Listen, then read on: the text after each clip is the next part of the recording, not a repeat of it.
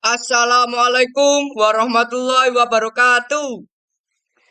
Kehidupan ekonomi di masa Orde Baru. Presentasi kelompok 4. Anggota kelompok 1. Bagus Evan Setiawan, nomor absen 6. 2. Evan Lia Syahputra, nomor absen 10. 3. Muhammad Darilatu Zakwan, nomor absen 17. 4. Ryansyah Raihan Ersa Putra, nomor absen 25.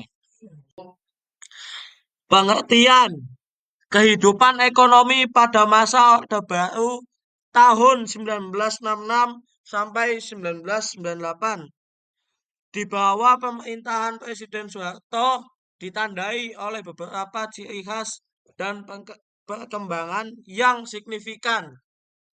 1. Fokus pada stabilitas ekonomi dan pertumbuhan.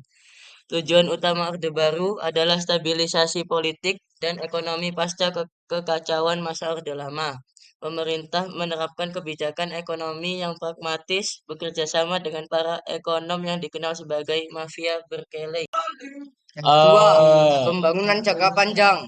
Pemerintah meluncurkan Repelita, rencana pembangunan 5 tahun, sebagai kerangka pembangunan nasional. Fokus utama yaitu pembangunan infrastruktur, pertanian, dan industri.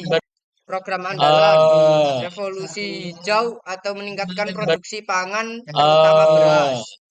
3. Swasembada pangan. Di akhir 1980-an, Indonesia sempat berhasil mencapai swasembada beras dan mendapatkan pengakuan dari FAO. Program ini ditopang oleh subsidi pupuk, irigasi, dan pengembangan bibit unggul. 4. Ketergantungan pada pinjaman luar negeri. Untuk membiayai pembangunan, pemerintah banyak mengandalkan utang luar negeri dari lembaga internasional seperti IMF, Bank Dunia, maupun negara donor. Ini menimbulkan beban utang jangka panjang yang kemudian menjadi salah satu faktor krisis ekonomi pada tahun 1997 sampai 1998.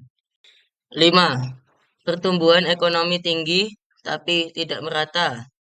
Pada dekade 1980-an hingga awal 1990-an, Indonesia mengalami pertumbuhan ekonomi rata-rata 6-7% per tahun. Namun, ketimpangan ekonomi tinggi dan kekayaan cenderung terkonsentrasi di kalangan elit serta kroni penguasa. 6. Korupsi, kolusi, dan nepotisme. Ekonomi sangat dipengaruhi oleh praktik KKN, terutama dalam pemberian konsesi bisnis dan proyek-proyek pemerintah. Banyak perusahaan besar dimiliki oleh keluarga Soeharto atau kroni-kroninya, menciptakan ekonomi yang tidak adil.